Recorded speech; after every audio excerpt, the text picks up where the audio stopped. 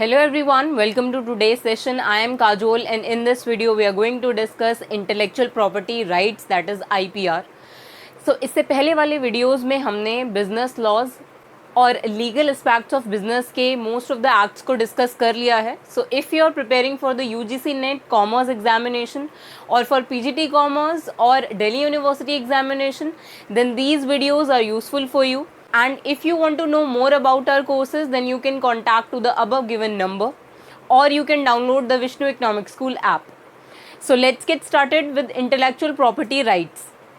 तो अब यहाँ पे इंटेलेक्चुअल प्रॉपर्टी राइट्स में हमें बेसिकली यहाँ पर कॉपीराइट्स, पेटेंट्स एंड ट्रेडमार्क्स को स्टडी करना है और क्या ऑब्जेक्टिव्स हैं इनके, क्या प्रोविजंस हैं इनके अंडर, हम ये सब डिस्कस करेंगे.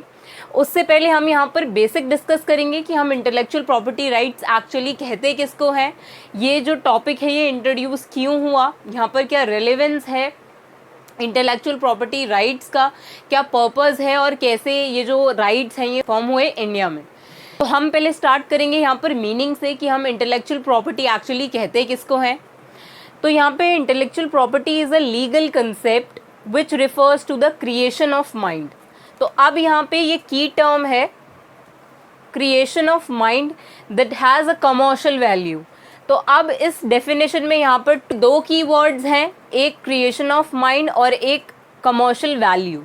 तो अब यहाँ पे ऐसी कोई भी जो चीज़ है, कोई भी ऐसी क्रिएशन है जो कि ह्यूमन इंटेलेक्ट या फिर ह्यूमन माइंड का इन्वेंशन है या क्रिएशन है, तो उसको हम कहते हैं कि वो इंटेलेक्चुअल प्रॉपर्टी है. और इसके साथ साथ अब वो जब एक क्रिएशन ऑफ माइंड है, ऑफ ह्यूमन माइंड है, उसका यहाँ पर कमर्शियल वैल्यू होना भी इम्पॉर्टेंट है, तभी हम उसे इंटेलेक्चुअल प्रॉपर्टी कह पाएंगे. तो इसीलिए जो इंटेलेक्चुअल प्रॉपर्टी है वो एक लीगल कंसेप्ट है जिसमें हम जो क्रिएशन ऑफ ह्यूमन माइंड है उसकी कोई कमर्शियल वैल्यू होगी. तो इसीलिए इसी को हम कहेंगे कि यहाँ पर वो इंटेलेक्चुअल प्रॉपर्टी है उस एक पर्टिकुलर पर्सन से रिलेटेड. तो अब ये तो हुआ इंटेलेक्चुअल प्रॉपर्टी का मीनिंग. नेक्स्ट है यहाँ पे the importance of intellectual property in India is well established at statutory, administrative and judicial level.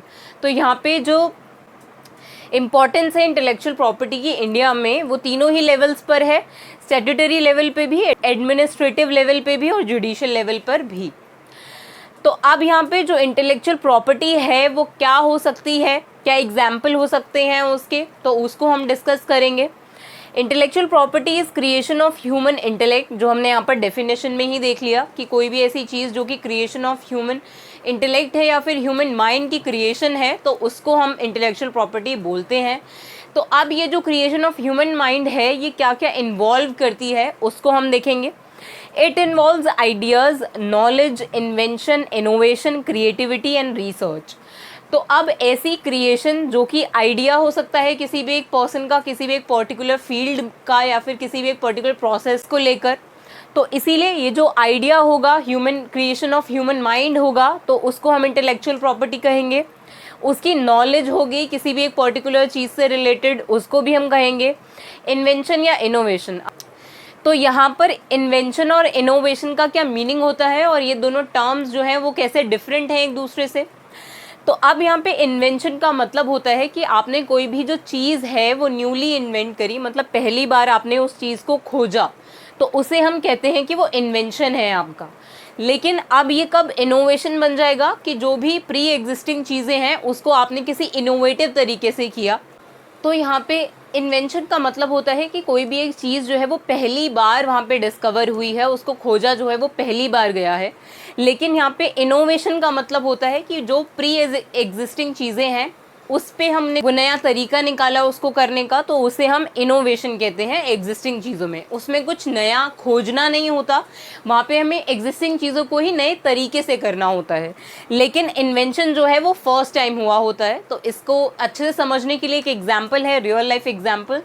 जैसे थॉमस एडिसन है, उन्होंने लाइट बल्ब इन्वेंट किया, और अब लाइट बल्ब का कैसे यूज़ हो सकता है इसको हम कहेंगे कि वो इनोवेशन है. लेकिन थॉमस एडिसन ने यहाँ पर इन्वेंशन किया था लाइट बल्ब का, तो इसीलिए पहली बार उस चीज़ को खोजा थॉमस एडिसन ने, तो वो उनकी इन्वेंशन हुई.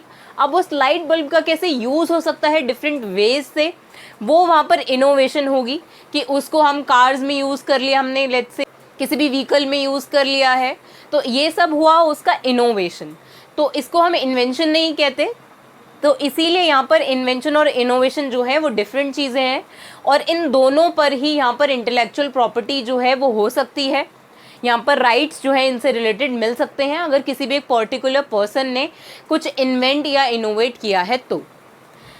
नेक्स्ट है यहाँ पे क्रिएटिविटी एंड रिसर्च। तो अब किसी एक पर्टिकुलर पर्सन की कोई क्रिएटिव चीज़ है, जैसे ड्राइंग्स हो सकती हैं, पेंटिंग है, तो ये सब कुछ क्रिएटिविटी में आता है। और रिसर्च मतलब किसी एक पर्सन ने कुछ रिसर्च किया किसी भी एक पर्टिकुलर फील्ड में, तो उसको भी हम यहाँ पर इंटेलेक्चुअल प्रॉपर्टी कह सकते हैं। इसको भी हम creation of human mind he consider करते हैं।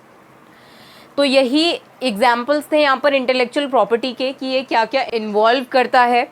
It is similar to any property movable or immovable where the owner may exclusively use his property at will।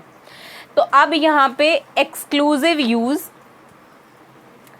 और property at will मतलब यहाँ पे जो भी ओनर होगा उस प्रॉपर्टी का, जो भी किसी की आइडिया हो सकता है, नॉलेज हो सकती है, इन्वेंशन इनोवेशन हो सकती है, क्रिएटिविटी या रिसर्च हो सकती है, तो ये सब कुछ जो भी एक पर्टिकुलर ओनर से बिलोंग करेगी, उस ओनर के पास ये एक्सक्लूसिव राइट होता है कि वो उस प्रॉपर्टी को जो उसने इन्वेंट करी है या इनोवेट करी है उसको यूज़ कर सकता है अपने तरीके से, property at will, and has the right to prevent others from using it.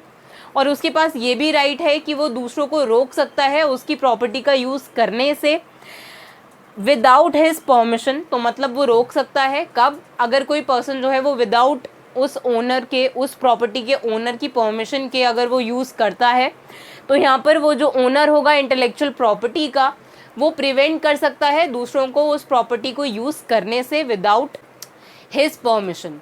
तो अब परमिशन होगी, परमिशन के साथ जो है वो यूज़ कर सकता है दूसरा पर्सन जो होगा। इसीलिए यहाँ पर बोला गया था डेफिनेशन में कि जो क्रिएशन ऑफ माइंड होगा और उसकी यहाँ पर कमर्शियल वैल्यू जो है वो भी होनी चाहिए। तो वो इसी को एक्सप्लेन करती है कि यहाँ पर जो वो प्रॉपर्टी का ओनर होगा, इंटेलेक्चुअल प्रॉपर्टी का जो ओनर होगा, वो पर्सन जो है उसके पास उस प्रॉपर्टी से रिलेटेड एक्सक्लूसिव राइट्स हैं, एक्सक्लूसिवली वो यूज़ कर सकता है। इसका मतलब होता है कि वो सिर्फ खुद ही यूज़ करेगा उस प्रॉपर्टी को, एक्सक्लूसिवली यूज़ करेगा। कोई भी दूसरा पर्सन जो होगा वो इंक्लूसिव नहीं होगा, उसमें इंक्लूड नहीं होगा। वो कब हो सकता है, जब वो उस ओनर की परमिशन ले ले कि वो उसकी इंटेलेक्चुअल प्रॉपर्टी को यूज़ करना चाहता है, सिर्फ तभी वो उसकी प्रॉपर्टी को यूज़ कर पाएगा।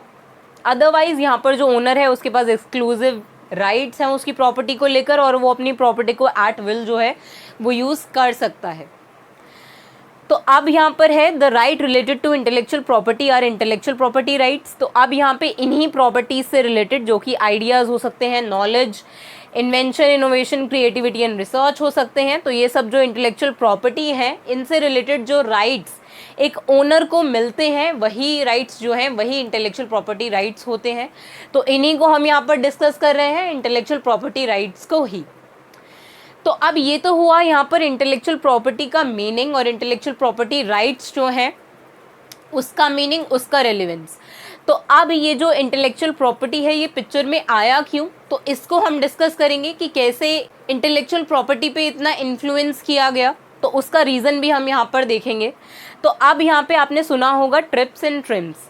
तो अब यहाँ पे हम पहले ट्रिप्स की बात करेंगे जो कि रिलेटेड है इंटेलेक्चुअल प्रॉपर्टी राइट से। तो ट्रिप्स की यहाँ पे फुल फॉर्म है trade related aspects of intellectual property. तो अब ये ट्रेड रिलेटेड एस्पेक्ट्स है, मतलब कि अगर ऐसा होता है कि किसी की इंटेलेक्चुअल प्रॉपर्टी पे अगर कोई ट्रेड होने वाला है, जिसकी हमने यहाँ पर देखा था कमर्शियल वैल्यू है, तो उस पर ट्रेड भी हो सकता होगा। तो इसीलिए ट्रेड रिलेटेड एस्पेक्ट्स हैं ये इंटेलेक्चुअल प्रॉपर्टी राइट से रिलेटेड। तो अब मान लेते हैं कि एक पर्टिकुलर कंट्री है, जैसे लेट्स से इंडिया है। तो अब यहाँ पे जो इंटेलेक्चुअल प्रॉपर्टी है, तो अब इंडिया जो है वो एक ओपन इकोनॉमी है और यहाँ पर इंटेलेक्चुअल प्रॉपर्टी का यूज़ जो है वो ट्रेडिंग में भी होता है। तो इसीलिए यहाँ पर भी इंटेलेक्चुअल प्रॉपर्टी के इन्फ्रिंजमेंट को रोकने के लिए यहाँ पर जो trade related aspects of intellectual property हैं उनको इंट्रोड्यूस किया WTO ने, वर्ल्ड ट्रेड ऑर्गेनाइजेशन ने, जिसमें यहाँ पर जो भी मेंबर कंट्रीज़ होंगी यहाँ पर ट्रिप्स से रिलेटेड जो भी कंट्रीज़ हैं उनको यहाँ पर कंप्लाई करना है ट्रिप्स की गाइडलाइंस से, कि वहाँ पर जो एक पर्टिकुलर कंट्री है उसके जो इंटेलेक्चुअल प्रॉपर्टी राइट्स हैं उसका इन्फ्रिंजमेंट ना हो, कोई जो दूसरी कंट्री है वो उनको कॉपी ना कर ले या उनके राइट्स को इन्फ्रिंज ना कर दे। तो इसीलिए ये इंपॉर्टेंस था यहाँ पर इंटेलेक्चुअल प्रॉपर्टी राइट से रिलेटेड रूल्स लाने का वर्ल्ड वाइड इंटरनेशनली, ताकि इससे जो इंटरनेशनल ट्रेड है वहाँ पर भी लीगली ट्रेडिंग हो पाए, वहाँ पर कोई डिस्प्यूट्स जो हैं वो ना हो जाए इंटेलेक्चुअल प्रॉपर्टी से रिलेटेड या उसको लेकर। तो इसीलिए यहाँ पर इंडिया भी जो है वो इस ट्रिप्स का मेंबर है, तो इसीलिए यहाँ पर इंडिया को भी कंप्लाई करना होता है आईपी के रूल्स के साथ, मतलब इंटेलेक्चुअल प्रॉपर्टी के जो रूल्स हैं, जो प्रोविजंस हैं, जो डब्ल्यूटीओ ने बनाए हैं उनके साथ कंप्लाई करने के लिए यहाँ पर इंडिया भी कंपेल्ड है। तो अब यहाँ पे protection of intellectual property is necessary for foreign investment as well. तो अब यहाँ पे जो प्रोटेक्शन है इंटेलेक्चुअल प्रॉपर्टी का वो फॉरेन इन्वेस्टमेंट के लिए भी यहाँ पर इम्पॉर्टेंट है, क्योंकि अब जब एक कंट्री के पास इंटेलेक्चुअल प्रॉपर्टी होगी तो वहाँ पर फॉरेन इन्वेस्टमेंट जो है वो भी अट्रैक्ट होगी। इसीलिए यहाँ पर इंटेलेक्चुअल प्रॉपर्टी जो है वो यूज़फुल है, उसकी इम्पोर्टेंस है। In the rapid expanding market globally, the privacy and protection of branded goods is an issue in India। तो अब यहाँ पे जो privacy और protection है जो कि हमने डिस्कस किया कि यहाँ पर जो भी एक कंट्री है, इंडिया है लेट्स से, तो उसमें यहाँ पर इश्यूज हो सकते हैं किससे रिलेटेड, यहाँ पर प्रोटेक्शन और privacy से रिलेटेड इंटेलेक्चुअल प्रॉपर्टी के जो भी ब्रांडेड गुड्स हैं उनके। जैसे हमने देखा है कि चाइना में कॉपीड प्रोडक्ट्स जो हैं वो मैन्युफैक्चर होने शुरू हो जाते हैं, तो इन्हीं सबको रोकने के लिए यहाँ पर इंटेलेक्चुअल प्रॉपर्टी राइट्स जो हैं उनको इंट्रोड्यूस किया। यहाँ पर लीगल राइट्स मिले किसी भी एक कंट्री को कि अगर दूसरी कंट्री कुछ इन्फ्रिंजमेंट करती है तो उसके ऊपर कोई लीगल एक्शंस जो हैं वो होंगे। तो यही इम्पोर्टेंस है यहाँ पर इंटेलेक्चुअल प्रॉपर्टी का, कि यहाँ पर ट्रिप्स जो है उसका भी इम्पोर्टेंस है कि अब जब कंट्रीज़ जो हैं वो ग्लोबली ट्रेड करें तो वहाँ पर भी एक जो जनरल गाइडलाइंस हैं वो बनाई जा सकें, जिससे जो डिस्प्यूट्स हैं वो बाद में रिजॉल्व हो सकते हैं। तो अब यहाँ पे जो ट्रिप्स है वो कौन कौन से जो इंटेलेक्चुअल प्रॉपर्टी हैं उनको प्रोटेक्ट करता है। तो ऐसी 7 इंटेलेक्चुअल प्रॉपर्टीज़ हैं जिनको यहाँ पर ट्रिप्स जो है, जिनसे रिलेटेड गाइडलाइंस जो हैं वो ट्रिप्स में हैं। तो अब वो 7 टाइप्स ऑफ इंटेलेक्चुअल प्रॉपर्टी हैं: copyright, patent, trademark, geographical indicators, industrial designs, layout designs of integrated circuit मतलब आईसीज, और अनडिस्क्लोज्ड इंफॉर्मेशन। तो यही 7 टाइप्स ऑफ इंटेलेक्चुअल प्रॉपर्टीज़ हैं जो कि जिनसे रिलेटेड गाइडलाइंस यहाँ पे ट्रिप्स जो है वो देता है, जिनको प्रोटेक्ट करता है। तो अब यहाँ पे कॉपीराइट, पेटेंट और ट्रेडमार्क को हम आगे डिटेल में डिस्कस करेंगे। तो अब यहाँ पे जो remaining 4 types of intellectual properties हैं उनको हम यहाँ पे ब्रीफली डिस्कस करेंगे। तो अब पहले हमने देखा था कि ज्योग्राफिकल इंडिकेटर्स। अब ये ज्योग्राफिकल इंडिकेटर्स क्या होते हैं और ये कैसे इंटेलेक्चुअल प्रॉपर्टी है किसी भी एक कंट्री की। तो अब ज्योग्राफिकल इंडिकेटर का मतलब होता है कि ये किसी भी एक पर्टिकुलर प्रोडक्ट के लिए इशू किया जाता है किसी भी एक कंट्री का। जैसे लेट्स से यहाँ पर ज्योग्राफिकल इंडिकेटर का जो एग्जाम्पल है वो है सैफरन्स ऑफ कश्मीर। तो मतलब इंडियन जो सैफरन है, कश्मीर का जो सैफरन है, वो एक जीआई टैग है उसके ऊपर कि वो एक पर्टिकुलर ज्योग्राफिकल एरिया से ही रिलेटेड है। वहीं उसी एरिया की स्पेशलिटी है, वहाँ का जो सैफरन है वो फेमस है क्योंकि उसकी क्वालिटी ऐसी है, उसकी क्वालिटी की वजह से उसको जीआई टैग जो है वो दिया गया है। आपने ये सुना होगा कि कुछ एक पर्टिकुलर प्रोडक्ट्स को जीआई टैग्स मिलते हैं, तो वो जीआई टैग्स की ही यहाँ पर बात हो रही है कि वो ज्योग्राफिकल इंडिकेटर है कश्मीर का, कि पर्टिकुलरली कश्मीर में ही वैसा सैफरन जो है वो पाया जाता है। तो इसीलिए कोई दूसरी कंट्री जो है वो किसी और कंट्री को वो पर्टिकुलर प्रोडक्ट से रिलेटेड मतलब उसको कश्मीर सैफरन बताकर नहीं सेल कर सकती। तो इसीलिए यहाँ पर जो कश्मीर का सैफरन है उसको जीआई टैग दिया हुआ है कि वो स्पेशलिटी है वहाँ पर कश्मीर की, और सिर्फ कश्मीर ही जो है वो प्रोड्यूस कर सकता है इसको सैफरन को, जिसके पास जीआई टैग है। तो ऐसे ही डिफरेंट जीआई टैग्स होते हैं डिफरेंट प्रोडक्ट्स के लिए। तो ये जो ज्योग्राफिकल इंडिकेटर्स हैं ये पर्टिकुलरली किसी भी एक पर्टिकुलर प्रोडक्ट से रिलेटेड ही होते हैं, और ये बहुत सारे हो सकते हैं। हर कंट्री के पास अपना अलग जो जीआई टैग है वो अपने प्रोडक्ट्स को दे सकते हैं और फिर उनमें डील कर सकते हैं। तो इसीलिए इनकी इम्पोर्टेंस है यहाँ पर कि कोई और कंट्री जो है वो अपना सैफरन बताकर उसको नहीं बेच सकती, उसकी ट्रेडिंग नहीं कर सकती। तो इसीलिए यहाँ पर जीआई टैग जो है वो इशू किया जाता है किसी भी एक पर्टिकुलर प्रोडक्ट को। तो ये तो हुआ यहाँ पर जीआई टैग्स की बात।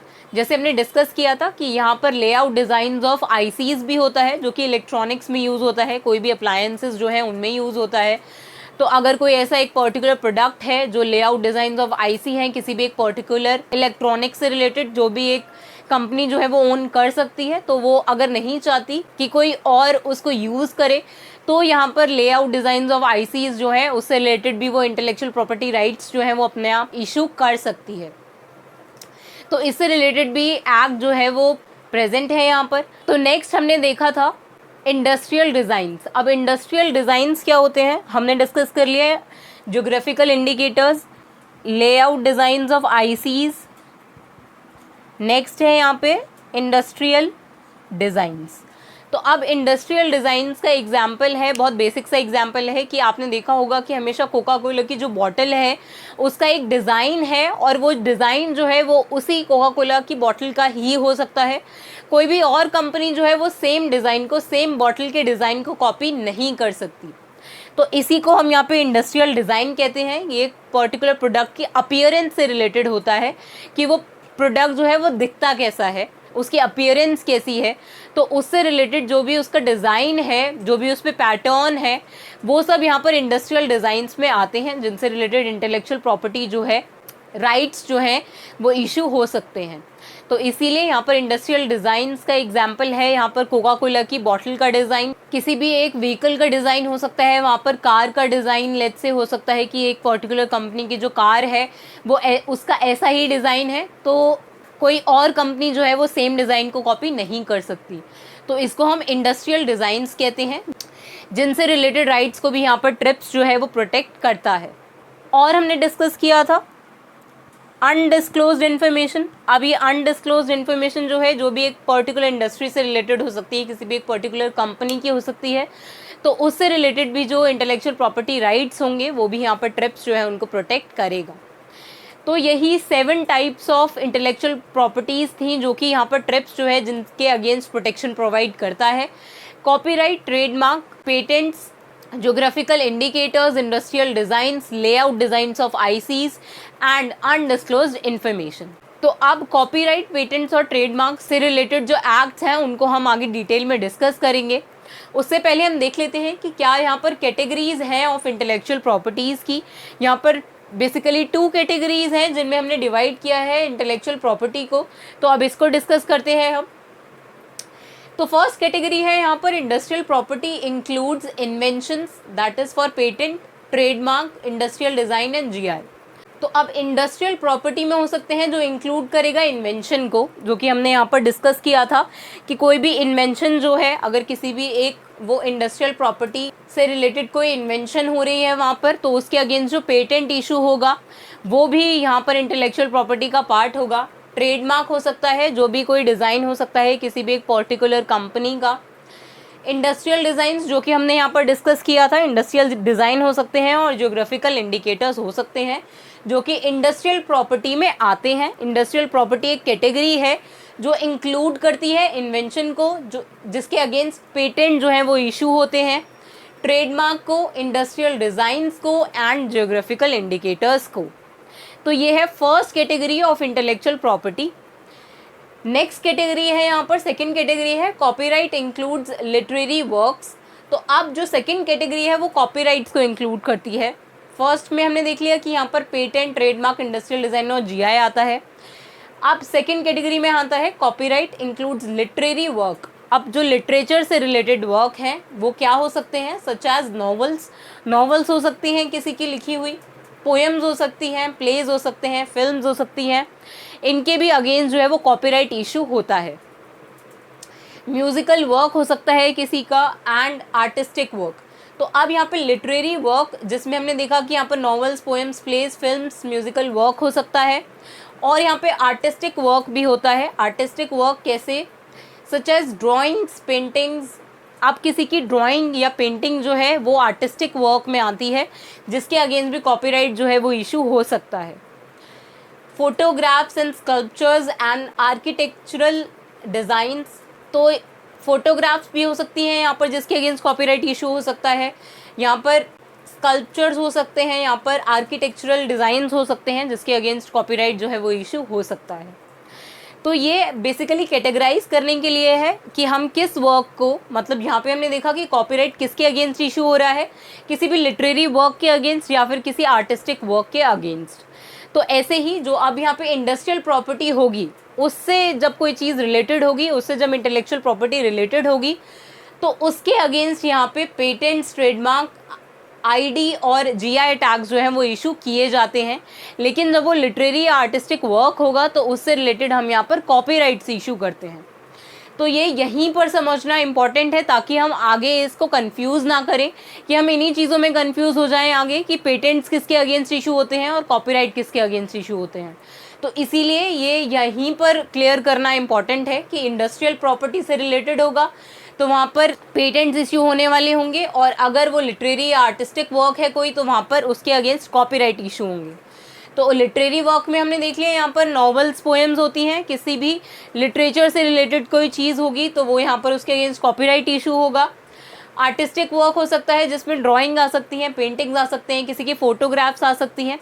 जैसे अगर आपने देखा होगा किसी भी टीवी चैनल में यहाँ पर अगर वो कोई फिल्म्स की अगर फ़ोटोग्राफ्स शो करते हैं तो वहाँ पे उनको कर्टसी देनी पड़ती है, जिस भी सोर्स से उन्होंने वो इन्फॉर्मेशन ली होगी, वो फोटोग्राफ ली होगी, तो उसकी कर्टसी जो है वो उनको देनी पड़ती है। मतलब वो उस पर्टिकुलर सोर्स का कॉपीराइट है वो फोटोग्राफ, तो इसीलिए यहाँ पर उनको वो जो क्रेडिट्स हैं वो देने पड़ते हैं उनकी फ़ोटोग्राफ्स को यूज़ करने के लिए अपने टीवी चैनल में। तो इसीलिए फ़ोटोग्राफ्स के अगेंस्ट भी यहाँ पे कॉपीराइट जो है वो इशू होते हैं। स्कल्पचर्स के अगेंस्ट हो सकते हैं, आर्किटेक्चरल डिज़ाइंस के अगेंस्ट भी कॉपीराइट जो है वो इशू हो सकते हैं। नेक्स्ट यहाँ पे rights related to copyright includes those of performing artists in their performances, producers of phonograms in their recordings and those of broadcasters in their radio and TV programs। तो अब यहाँ पे जो कॉपीराइट है वो यहाँ पर परफॉर्मिंग आर्टिस्ट से रिलेटेड भी हो सकते हैं कि उनकी कोई स्टेज परफॉर्मेंस है उसका कोई कॉपीराइट है उनके पास। तो इसका जो बहुत बेसिक एग्जाम्पल है वो है शोले मूवी का एग्जाम्पल, कि उसके जो डायलॉग्स हैं वो कॉपीराइटेड हैं। अगर आप उन डायलॉग्स को यूज़ करना चाहते हैं तो आपको कुछ फ़ीस जो है वो पे करनी पड़ती है। आप उसी के बाद उस फिल्म के जो शोले मूवी के जो डायलॉग्स हैं उनको यूज़ कर पाएंगे। तो इसीलिए यहाँ पर जो परफॉर्मेंसेस हैं, जो परफॉर्मिंग आर्टिस्ट्स की परफॉर्मेंसेस हैं, उनसे रिलेटेड भी जो राइट्स हैं वो भी यहाँ पर उनके अगेंस्ट भी कॉपीराइट जो है वो इशू होता है। प्रोड्यूसर्स के फोनोग्राम्स इन देयर रिकॉर्डिंग्स, अगर रिकॉर्डिंग्स भी हैं उनकी तो उनके भी अगेंस्ट कॉपीराइट्स होते हैं। And those of broadcaster in their radio and TV programs, कोई भी एक पर्टिकुलर टीवी प्रोग्राम का जो फॉर्मेट है उससे रिलेटेड भी कॉपीराइट हो सकता है। रेडियो शोज़ के अगेंस्ट भी कॉपीराइट इशू करवा सकते हैं कि हमारे शो का ये फॉर्मेट है जो कि कोई और शो जो है वो कॉपी नहीं कर सकता। नेक्स्ट है यहाँ पे the innovations and creative expressions of indigenous and local communities are also IP।